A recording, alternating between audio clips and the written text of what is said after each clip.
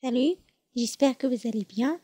Alors, notre séance d'aujourd'hui, c'est la configuration extérieure du cœur. On commence notre séance par une introduction. Ensuite, on va voir des notions générales concernant le cœur humain. Et on terminera par la configuration externe. Vous savez déjà que le cœur est un pont passant qui éjecte le sang non oxygéné vers les poumons. Ensuite, reçoit le sang oxygéné pour éjecter vers l'organisme.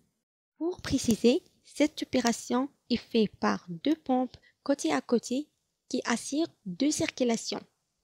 On a le côté droit du cœur, reçoit le sang non oxygéné du tissu et le propulse vers les poumons qui lui fournissent l'O2 et le débarrassent du dioxyde de carbone.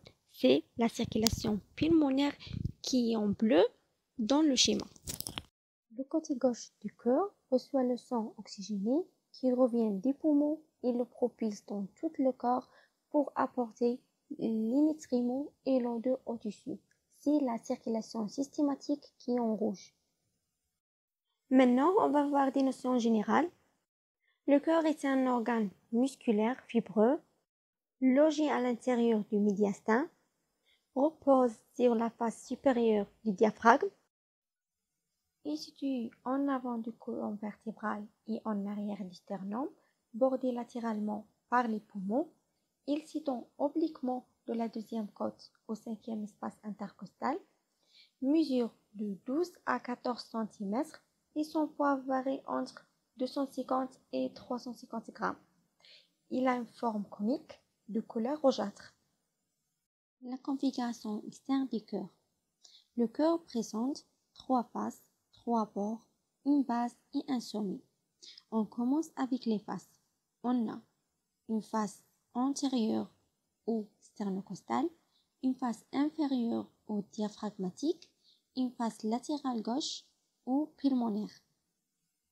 Comme vous voyez dans le schéma ci-dessous, la face antérieure présente deux segments, un antérieur et l'autre postérieur.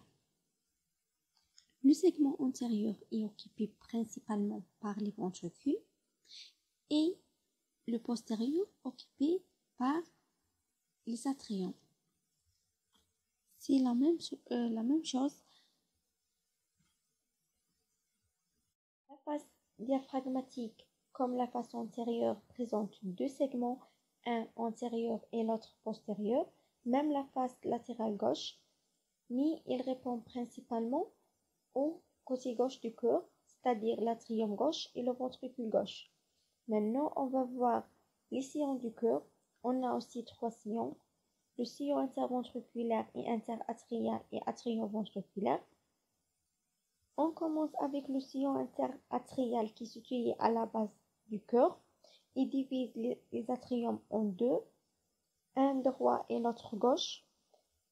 Le sillon interventriculaire situé dans le plan vertical. Il divise la face antérieure et inférieure en deux champs, répondant au ventricule droit et gauche. Le sillon atrioventriculaire situé dans le plan perpendiculaire. On peut dire aussi le sillon coronaire. Il sépare les deux ventricules et les deux atriums. Les bords du cœur sont mal définis. On a trois bords, un droit et deux gauche.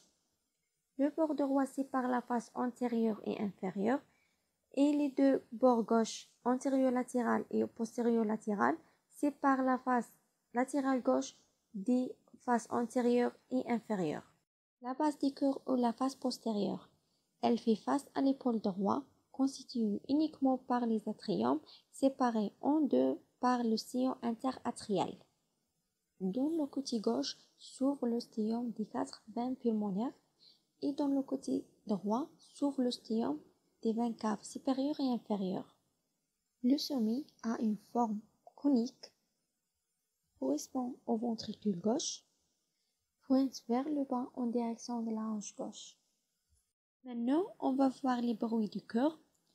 L'auscultation du thorax au stéthoscope révèle deux bruits lors de chaque battement du cœur, souvent évoqués par l'onomatopée tac. Ces bruits cardiaques émis par la fermeture des valves cardiaques. Les points d'auscultation situés à la surface du thorax, on a 4 points.